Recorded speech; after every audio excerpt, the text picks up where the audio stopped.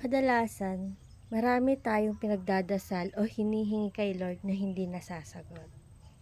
Alam mo kung bakit? Kasi, hindi naman talaga yun ang mahalaga.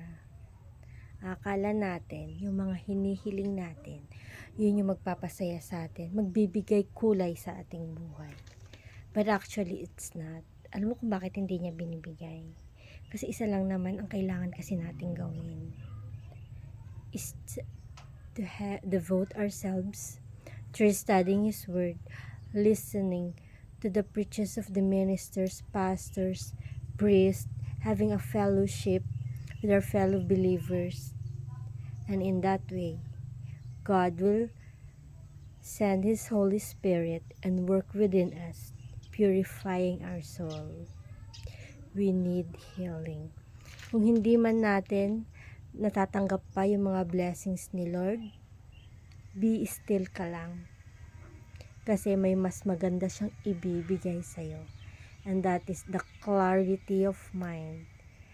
Na ang pinakamagandang regalo na pwede mo matanggap is Him, His presence into your life. And not only that, having a gladness of heart.